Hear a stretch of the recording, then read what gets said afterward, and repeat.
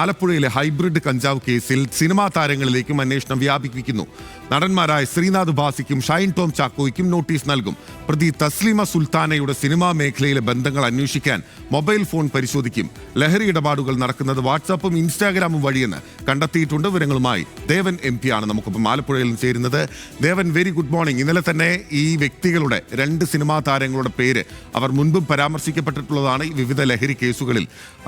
അപ്പോൾ ആ 2 പേരുടെ പേരുകൾ കൃത്യമായി ഉറപ്പിച്ച് അതിലേക്ക് അവരെ ചോദ്യം ചെയ്യുന്ന ഉൾപ്പെടെയുള്ള നടപടികളിലേക്ക് കിടക്കുകയാണല്ലേ എക്സൈസ്?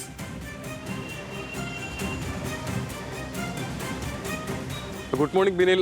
തീർച്ചയായും അങ്ങനെ തന്നെ വേണം നമുക്ക് കരുതാൻ. കഴിഞ്ഞ ദിവസം കസ്റ്റഡിയിലെടുത്ത പ്രതിയായിട്ടുള്ള തസ്ലീമ സുൽത്താന നൽകിയ മൊഴിയുടെ അടിസ്ഥാനത്തിലാണ് എക്സൈസ് സംഘം ഇപ്പോൾ ഈ 2 സിനിമാ താരങ്ങളായിട്ടുള്ള ശ്രീനാഥ് ഭാസിയെയും ഷൈൻ ടോം ചാക്കോയെയും അന്വേഷിക്കാനുള്ള ഒരു തീരുമാനത്തിലേക്ക് എത്തിയിരിക്കുന്നത്. ഇതുമായി ബന്ധപ്പെട്ട് ഇവർക്ക് 2 പേർക്കും നോട്ടീസ് അയക്കാനും എക്സൈസ് സംഘം തീരുമാനിച്ചിട്ടുണ്ട്. ഇന്നലെ കസ്റ്റഡിയിലെടുത്ത തസ്ലീമ സുൽത്താനയുടെ മൊഴി പ്രകാരം ഇരുവരുമായും ലഹരി ഇടപാടുകൾ നടന്നിട്ടുള്ളതായും ഒപ്പം തന്നെ ഈ തസ്ലീമ സുൽത്താന ഈ സിനിമാ മേഖലയുമായി വളരെ അടുത്ത ബന്ധമുള്ള ഒരാളാണ്. തിരക്കഥ രചനയിലും അടക്കം ഈ 2 വർഷത്തോളമായി സിനിമാ മേഖലയുമായിട്ടെല്ലാം വളരെ അടുത്ത ബന്ധമുള്ളതായിട്ടെല്ലാം എക്സൈസ് സംഘത്തിന് മൊഴി നൽകുന്നുണ്ട്. മാത്രമല്ല ഈ സിനിമാ മേഖലയിലെ ഉന്നതരുമായിട്ടുള്ള ഈ ഒരു ബന്ധം ഏതൊക്കെ തരത്തിലാണെന്നുള്ള കാര്യമെല്ലാം എക്സൈസ് സംഘത്തിന് അന്വേഷിക്കേണ്ടതുണ്ട്.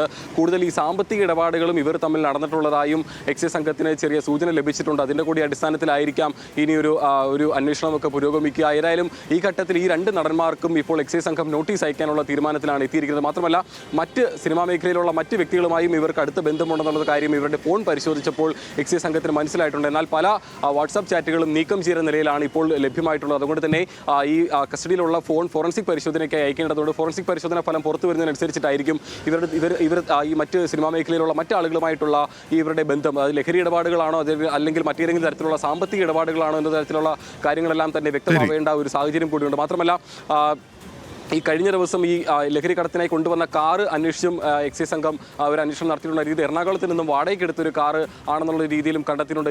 ദേവൻ ഇന്നലെ റിപ്പോർട്ട് ചെയ്തതുപോലെ തന്നെ വിവിധ കേസുകളിൽ മുൻപും ലഹരിയുമായി ബന്ധപ്പെട്ടും സിനിമയിൽ ഹ്യൂമൻ ട്രാഫിക്കിംഗ് അല്ലെങ്കിൽ ഈ പറയുന്ന പെൺകുട്ടികളെ ഉൾപ്പെടെ വിതരണം ചെയ്യുന്നതുമായി ബന്ധപ്പെട്ടുള്ള ചില കാര്യങ്ങളിൽ ഈ തസ്ലീമ സുൽത്താനയുടെ പേര് ഉണ്ടായിരുന്നു എന്ന സൂചനകൾ ഉൾപ്പെടെ പുറത്തു വരികയും ചെയ്തിരുന്നു. അങ്ങനെയെങ്കിൽ ഒരു ഡ്യൂബിയസ് റെക്കോർഡുള്ള വ്യക്തി തന്നെയാണ്. കൃത്യമായ അന്വേഷണം നടക്കേണ്ടിയിരിക്കുന്നു. നടന്മാരിലേക്ക് ഉൾപ്പെടെ അന്വേഷണം പോകുന്ന സാഹചര്യമാണ് നിലവിൽ നിലനിൽക്കുന്നത്. ദേവൻ MP ആണ് വിവരങ്ങൾ നൽകിയത്.